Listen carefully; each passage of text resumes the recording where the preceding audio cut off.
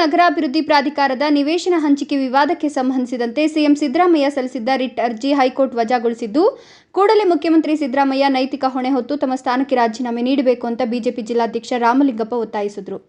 CM Siddaramaiah ರಾಜೀನಾಮೆಗೆ ಒತ್ತಾಯಿಸಿ ಇಂದು ಜಿಲ್ಲಾ ಬಿಜೆಪಿ ವತಿಯಿಂದ ನಗರದ ಶಿಡ್ಲಘಟ್ಟ ವೃತ್ತದಲ್ಲಿ ಪ್ರತಿಭಟನೆ ನಡೆಸಲಾಯಿತು. ಜಿಲ್ಲಾಧ್ಯಕ್ಷ ರಾಮಲಿಂಗಪ್ಪ ನೇತೃತ್ವದಲ್ಲಿ ನಡೆದ ಪ್ರತಿಭಟನೆಯಲ್ಲಿ ಶಿಡ್ಲಘಟ್ಟ ಮಾಜಿ ಶಾಸಕ ರಾಜಣ್ಣ, ಸಿಕಲ್ ಆನಂದಗೌಡ, ಲಕ್ಷ್ಮೀನಾರಾಯಣ ಗುಪ್ತಾ, ಜಿಲ್ಲಾ ಪ್ರಧಾನ ಕಾರ್ಯದರ್ಶಿ ಕೊಂಡೇನಹಳ್ಳಿ ಮುರಳಿ, ಮರಳುಕುಂಟೆ ಕೃಷ್ಣಮೂರ್ತಿ ಭಾಗವಹಿಸಿ ಮೂಡ ಪ್ರಕರಣ ಸಂಬಂಧಪಟ್ಟ ಹಾಗೆ ಹೈಕೋರ್ಟ್ ತೀರ್ಪು ಗೌರವಿಸಿ ಸಿಎಂ ರಾಜೀನಾಮೆ ನೀಡಬೇಕು ಅಂತ ಆಗ್ರಹಿಸಿದರು.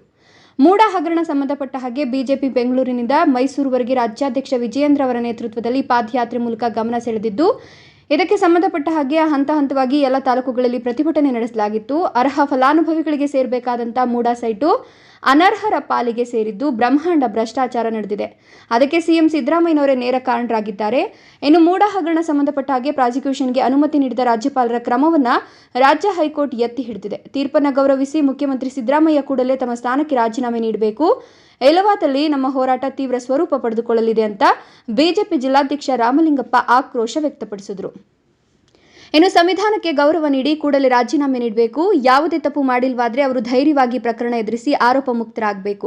ಸದ್ಯ ಮುಖ್ಯಮಂತ್ರಿ ಸ್ಥಾನದಲ್ಲಿ ಮುಂದುವರಿಯಲು ಅವರಿಗೆ ನೈತಿಕತೆ ಇಲ್ಲ. ರಾಜೀನಾಮೆ ನೀಡದಿದ್ರೆ ರಾಜ್ಯಾದ್ಯಂತ ಬಿಜೆಪಿಯಿಂದ ತೀವ್ರ ಪ್ರತಿಭಟನೆ ನಡೆಸಲಾಗುವುದು ಅಂತ ಶಿಡ್ಲಘಟ್ಟ ಗ್ರಾಮಾಂತರ ಮಂಡಲಾಧ್ಯಕ್ಷ ಸಿಕಲ್ ಆನಂದಗೌಡ ಎಚ್ಚರಿಸಿದರು. ಈ ಸಂದರ್ಭದಲ್ಲಿ ಜಿಲ್ಲಾ ಕಾರ್ಯದರ್ಶಿ ಎಚ್ಎಸ್ ಮುರಳೀಧರ್, ಚಿಂತಾಮಣಿ ಬಿಜೆಪಿ ತಾಲೂಕು ಅಧ್ಯಕ್ಷ ರಾಜಣ್ಣ, ಬೈರೇಗೌಡ, ಎಸ್ಆರ್ಎಸ್ ದೇವರಾಜ್, ಸಿಕಲ್ ಆನಂದಗೌಡ, ಬಾಲು, ಅಭಿಷೇಕ್, ಶ್ರೀನಿವಾಸ್ ಇನ್ನೂ ಹಲವಾರು ಬಿಜೆಪಿ ಕಾರ್ಯಕರ್ತರು ಪ್ರತಿಭಟನೆಯಲ್ಲಿ ಭಾಗವಹಿಸಿದರು. ಕಾಂಗ್ರೆಸ್ ಸರ್ಕಾರಕ್ಕೆ ಹೇಳಿದಿಕ್ಕಾರ, ಮುಖ್ಯಮಂತ್ರಿ ಸಿದ್ದರಾಮಯ್ಯಗೆ ಹೇಳಿದಿಕ್ಕಾರ. ಇವತ್ತು ಏನು ನಮ್ಮ ರಾಜ್ಯಾಧ್ಯಕ್ಷರಾಗಿರ್ತಕ್ಕಂಥ BY ವಿಜಯೇಂದ್ರ ಅವರ ನೇತೃತ್ವದಲ್ಲಿ ಇಡೀ ರಾಜ್ಯದಲ್ಲಿ 39 ಸಂಘಟನಾತ್ಮಕ ಜಿಲ್ಲೆಗಳಲ್ಲಿ ಏನು ಮೈಸೂರು ಮೂಡಾನಲ್ಲಿ ನಡೆದಿರ್ತಕ್ಕಂಥ ಬ್ರಹ್ಮಾಂಡ ಭ್ರಷ್ಟಾಚಾರ ಏನಿದೆ, ಆ ಬ್ರಹ್ಮಾಂಡ ಭ್ರಷ್ಟಾಚಾರ ಸುಮಾರು 4ರಿಂದ 5 ಸಾವಿರ ಕೋಟಿಗಿಂತ ಹೆಚ್ಚಿಗೆ ಆಗಿರ್ತಕ್ಕಂಥ ಬ್ರಹ್ಮಾಂಡ ಭ್ರಷ್ಟಾಚಾರ ಅದು. ಆ ಬ್ರಹ್ಮಾಂಡದಲ್ಲಿ ಭ್ರಷ್ಟಾಚಾರದಲ್ಲಿ ಸ್ವತಃ ಮುಖ್ಯಮಂತ್ರಿಗಳೇ ಫಲಾನುಭವಿಗಳಾಗಿದ್ದಾರೆ. ಇದಕ್ಕಿಂತ ಒಂದು ಕೆಟ್ಟ ಒಂದು ಕೃತ್ಯ ಇನ್ನೊಂದಿಲ್ಲ ಅಂತ ಹೇಳ್ಬೋದು. ಯಾಕಂದರೆ ಬಡವರಿಗೆ ಹಂಚತಕ್ಕಂಥ ನಿವೇಶನಗಳಿರ್ಬೋದು, ಬಡವರಿಗೆ ಹಂಚತಕ್ಕಂಥ ಸೈಟ್ಗಳಿರ್ಬೋದು, ಅವರಿಗೆ ಕೊಡೋಂಥ ಬದಲು ಈ ಒಂದು ಮುಖ್ಯಮಂತ್ರಿಗಳು ಇದರಲ್ಲಿ ಇನ್ವಾಲ್ವ್ ಆಗಿ ಅವರು ಅದರ ಫಲಾನುಭವಿಗಳು, ಅವರು ಮತ್ತು ಅವರ ಸ್ವಂತ ಫ್ಯಾಮಿಲಿಯವರು, ಅವರ ಹೆಂಡತಿಯವರು ಫಲಾನುಭವಿಗಳು ಆಗಿದ್ದಾರೆ.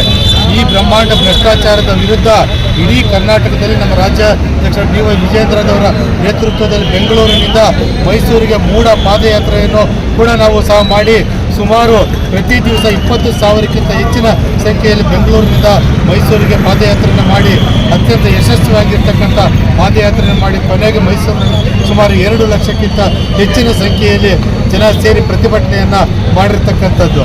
ಅದಾದ ನಂತರ ಏನು ಬ್ರಹ್ಮಾಂಡ ಭ್ರಷ್ಟಾಚಾರದಲ್ಲಿ ನಮ್ಮ ಕರ್ನಾಟಕದ ರಾಜ್ಯಪಾಲರಾಗಿರ್ತಕ್ಕಂಥ ವಿಜಯಭಾಯ್ ಅವರು ನಮಗೆ ಈ ಒಂದು ಮುಖ್ಯಮಂತ್ರಿಗಳ ಮೇಲೆ ಪ್ರಾಸಿಕ್ಯೂಷನ್ಗೆ ಶಿಫಾರಸು ಮಾಡಿದ್ರು. ಈ ಪ್ರಾಸಿಕ್ಯೂಷನ್ನ ಶಿಫಾರಸನ್ನು ಕ್ವಶನ್ ಮಾಡಿ ಮುಖ್ಯಮಂತ್ರಿಗಳು ಹೈಕೋರ್ಟ್ಗೆ ಹೋಗಿದ್ದು, ಹೈಕೋರ್ಟ್ಗೆ ಕೂಡ ಈ ಒಂದು ವಿಭಾಗೀಯ ಪೀಠದಿಂದ ಹೈಕೋರ್ಟ್ನಲ್ಲಿ ಕೂಡ ಸಿದ್ದರಾಮಯ್ಯನ ವಿರುದ್ಧವಾಗಿ ಈ ಒಂದು ಪ್ರಾಸಿಕ್ಯೂಷನ್ ಅನ್ನು ಅವರು ತನಿಖೆ ಮಾಡಬಹುದು ಅಂತ ಒಂದು ಮತನ ಅವರು ಕೊಟ್ಟಿದ್ದಾರೆ. ಅದರಿಂದ ಏನು ಇವತ್ತು ಈ ದೇಶ ಇರ್ಬೋದು, ಈ ರಾಜ್ಯ ಇರ್ಬೋದು, ಪ್ರಜಾಪ್ರಭುತ್ವದಲ್ಲಿ ಒಂದು ಪ್ರಾಸಿಕ್ಯೂಷನ್ ಕೊಡೋದು ತಪ್ಪ. ಪ್ರತಿಯೊಬ್ಬರು ಇವತ್ತು ಜನಸಾಮಾನ್ಯರಿಗೆ ಒಂದು ನ್ಯಾಯ, ಮುಖ್ಯಮಂತ್ರಿಗಳಿಗೆ ಒಂದು ನ್ಯಾಯನ ತನಿಖೆ ಮಾಡಲಿ, ತಪ್ಪೇನಿದೆ ತನಿಖೆ ಮಾಡಿ. ತಪ್ಪಿತಸ್ಥರಾಗಿದ್ದರೆ ಜೈಲಿಗೆ ಹೋಗ್ತಾರೆ. ಅವರು ತಪ್ಪಿತಸ್ಥರಾಗಿದ್ದಾರೆ ಅಂತ ಹೇಳ್ಬಿಟ್ಟು ಮೇಲ್ನೋಟಕ್ಕೆ ಪ್ರೂವ್ ಆಗಿದೆ ಅಂತ ನಮ್ಮ ರಾಜ್ಯಪಾಲರು ಹೇಳಿದ್ದಾರೆ. ಹೈಕೋರ್ಟ್ ಕೂಡ ಅದೇ ರೀತಿ ಹೇಳಿದೆ. ಅವರು ಮೇಲ್ನೋಟಕ್ಕೆ ನೋಡಿದ್ರೆ ಅಂತ ಹೇಳ್ಕೊಳ್ತಾರೆ. ಕರ್ನಾಟಕದಲ್ಲಿ ತುಂಬ ಸೀನಿಯರ್ ಆಗಿರ್ತಕ್ಕಂಥ ಪೊಲಿಟಿಷಿಯನ್ ಆಗಿದ್ದಾರೆ. ನಿಮ್ಮ ಘನತೆಗೆ ಯಾವುದೇ ತರಹ ಒಂದು ಚ್ಯುತಿ ಬರಬಾರ್ದು ಅಂತ ಹೇಳಿದ್ರೆ ಈ ಮೂಲಕ ನೀವು ರಾಜೀನಾಮೆ ಕೊಡೋದ್ರ ಮುಖಾಂತರ ಬೇರೆಯವರಿಗೆ ಮಾದರಿ ಆಗಬೇಕು. ಹೊರತು ಬಂಡತನ ತೋರಿಸಿ ನಾವು ರಾಜೀನಾಮೆ ಕೊಡೋದಿಲ್ಲ, ಏನು ಮಾಡ್ಕೊತೀವಿ ಅಂತ ಹೇಳಿದ್ರೆ ಈ ಬಂಡದ ಇದಕ್ಕೆಲ್ಲ ನಾವು ಭಾರತೀಯ ಜನತಾ ಪಾರ್ಟಿ ಎದುರೋದಿಲ್ಲ. ಈ ಮೂಲಕ ನಾವು ಅವ್ರಿಗೆ ಎಚ್ಚರಿಕೆಯನ್ನು ಕೊಡ್ತಾ ಇದ್ದೀವಿ.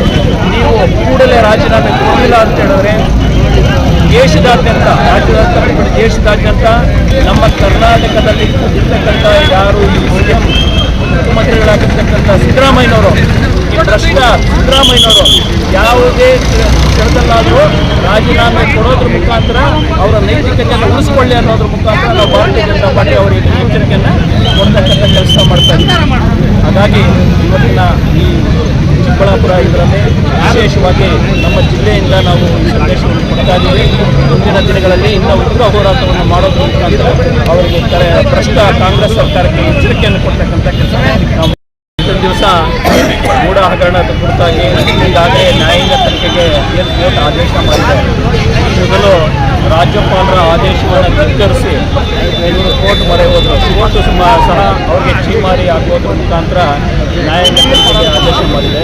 ನ್ಯಾಯಾಂಗಕ್ಕೂ ಬೆಲೆ ಕೊಡದೆ ಇವತ್ತು ದಿವಸ ನಾನು ಯಾವುದೇ ಕಾರಣಕ್ಕೂ ರಾಜೀನಾಮೆ ಕೊಡೋದಿಲ್ಲ ಇದನ್ನು ವಿರೋಧಿಸಿ ಇವತ್ತಿನ ದಿವಸ ಭಾರತೀಯ ಜನತಾ ಪಾರ್ಟಿ ರಾಜ್ಯದಾದ್ಯಂತ ಪ್ರತಿಭಟನೆಗೆ ಇಳಿದಿದೆ. ಇವರು ಯಾವುದೇ ಕಾರಣಕ್ಕೂ ಆ ಸ್ಥಾನದಲ್ಲಿ ಕೂಡಲಿಕ್ಕೆ ಅರ್ಹರಲ್ಲ. ಯಾಕಂದರೆ ಅವರ ಶ್ರೀಮತಿಯವರ ಹೆಸರಲ್ಲೇ ಈ ಸೈಟಲ್ಲಿ ಅಲರ್ಟ್ ಆಗಿರೋದ್ರಿಂದ ಅವರೇ ನೇರವಾಗಿ ಅದರಲ್ಲಿ ಪ್ರಭಾವಿ ಬೀರೋದ್ರಿಂದ ಅವರು ನೇರವಾದ ಹೊಣೆಯನ್ನು ಹೊತ್ತು ಇವತ್ತು ದಿವಸ ರಾಜೀನಾಮೆ ಕೊಡಬೇಕು ಅಂತೇಳಿ ನಾವೆಲ್ಲ ಒತ್ತಾಯಿಸಿದ್ದೇವೆ. ಕರ್ನಾಟಕದಲ್ಲಿ ಈಗಾಗಲೇ ಒಂದ ಎರಡ ಸುಮಾರು ಹಗರಣಗಳು ಈಗಾಗಲೇ ಬೆಳಕಿಗೆ ಬಂದಿದೆ.